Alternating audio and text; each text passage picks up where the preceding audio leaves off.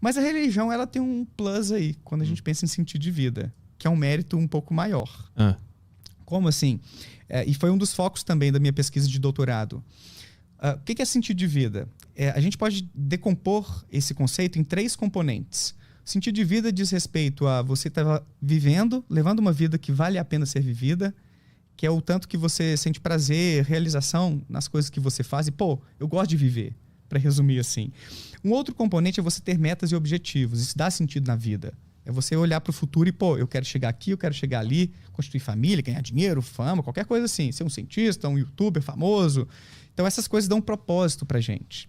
E um outro componente que é o sistema de crenças ou visão de mundo. Então, a religião, e aí talvez seja o maior diferencial dela em relação às alternativas não religiosas ou seculares, ela fornece respostas para boa parte das questões que a gente tem sobre como viver, quem sou eu, o que é a vida, o que acontece depois da morte, por que eu existo. Quando a gente avalia essas pessoas, então, e compara, né, os religiosos, os ateus, os agnósticos, a gente vê que os religiosos tendem a ter mais sentido de vida. Então, uma das hipóteses, um dos possíveis mecanismos que a gente especula é que a religião seja mais poderosa do que as alternativas, até mesmo mais poderosa do que a ciência, do ponto de vista psicológico, de dar respostas confortáveis pra gente, respostas que acalentam um pouquinho as nossas crises existenciais, as minhas angústias, as minhas dúvidas sobre quem sou eu, como eu devo viver. Então, a religião, ela tem esse poder que a gente tem que reconhecer mesmo, de ajudar a pessoa a se situar no mundo. Quem eu sou, como eu devo viver, o que vai acontecer, para que eu tô aqui, e assim por diante.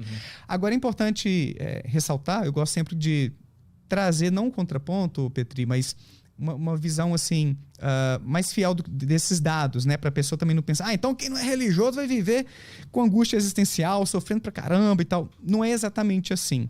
Num estudo que foi feito na Alemanha pela Skinnell, em 2012, depois ela fez um estudo em 2016, ela encontrou o seguinte: de fato a religiosidade ajuda na construção do sentido de vida. Mas isso não significa que a diferença entre ateus e religiosos seja gigante, e não significa também que os ateus sejam mais propensos a vivenciar essas crises existenciais. Porque aí é um conceito um pouquinho diferente. Aí eu gosto de usar uma analogia do carro com combustível para falar disso aí. Imagina que quando a gente pensa em sentido de vida, eu estou dizendo do quão cheio o meu combustível está ali no tanque do meu carro. E o religioso tem mais combustível do que o ateu, em média. Estou falando de médias aqui, tá? Vai ter religioso que está na fossa e ateu que está lá em cima, super realizado. Mas eu estou falando de médias. Médias estatísticas no que se refere a populações, a amostras, né, populacionais que a gente investiga. O religioso, então, tem um tanque um pouquinho mais cheio. Mas se o tanque comportasse 100 litros de gasolina, por exemplo, é como se o religioso tivesse ali 75 e o ateu 65 litros. Não é que o tanque do ateu está lá embaixo. O que seria reserva, né? Aquela urgência ali, aí seria uma crise existencial. Nossa, a gasolina está acabando. Onde eu acho gasolina, eu entro em crise, em desespero. Então, o ateu médio, ele não está passando por essa crise existencial. A frequência de crises existenciais entre ateus e religiosos é parecida. Embora o religioso tenha um tanque um pouquinho mais cheio. Mas o tanque do ateu não está tão vazio a ponto de ele entrar na reserva e ter uma crise existencial. Agora, um alerta, né, para os meus colegas ateus que estão assistindo aí. Uma das coisas que mais diferenciam o ateu do religioso é que o ateu parece ter menos fontes de engajamento de sentido de vida. O que é fonte de engajamento? A gente constrói nosso sentido de vida engajando em tarefas ou em atividades sociais, de hobby, financeiras, né? Trabalho, contato com a natureza, cuidado da saúde, amor. Então, isso tudo injeta em nós um sentido, um propósito, um senso de realização, de eu gosto de viver, eu tenho coisas que justificam a minha estada aqui neste pálido ponto azul, né, no universo. Mas o ateu parece ter um pouco menos de fontes de engajamento. É como se ele se conectasse menos com as possibilidades do mundo, assim. Pelo menos tem um subgrupo de ateus que está mais vulnerável a isso. Esse subgrupo de ateus é mais vulnerável a vivenciar essas crises de existência, crises existenciais, né?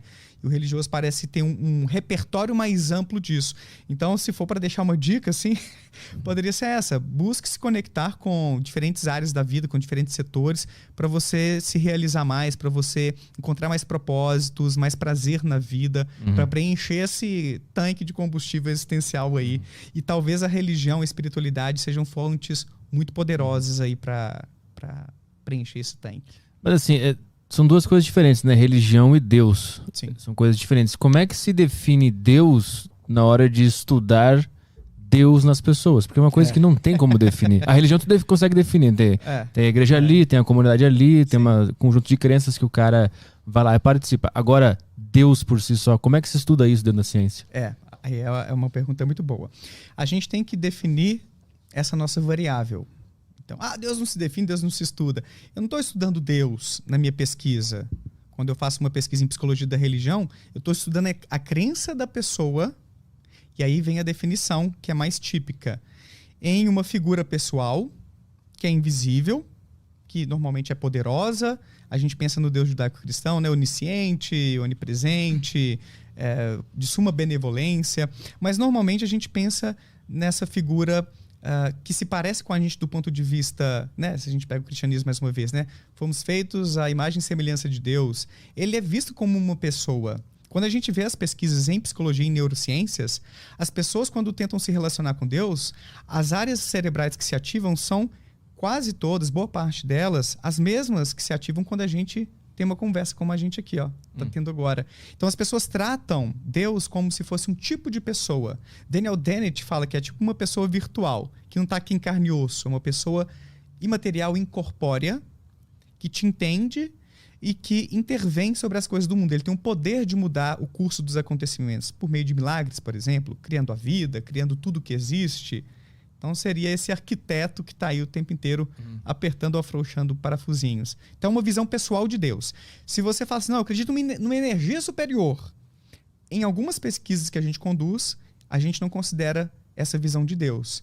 A gente normalmente parte dessa definição um pouco mais popular de um ser poderoso, criador, que tem um interesse especial por nós, seres humanos, que criou e intervém aqui no mundo, nos acontecimentos. Porque senão, se eu deixo para cada um definir Deus por si mesmo, cada pessoa vai ter uma visão um pouco diferente. Então, na ciência, a gente tem que ter esse cuidado de delimitar bem o conceito com o qual a gente vai trabalhar. Eu quero estudar a crença das pessoas nesse ser invisível, poderoso, que cria e gerencia o universo, porque eu quero ver se essa crença ela se enfraquece ou se fortalece depois de uma pandemia, depois de um tsunami. Tem muitas pesquisas sobre isso já, por exemplo. Eu quero ver se essa fé em Deus interfere na saúde mental. Eu quero ver se isso tem a ver com o posicionamento político da pessoa, de ser mais de direita, mais de esquerda. Então, na psicologia da religião, a gente tem que trabalhar com conceitos claros para não haver muita confusão. Então, esse é um tipo de conceito que a gente utiliza para fazer os nossos estudos.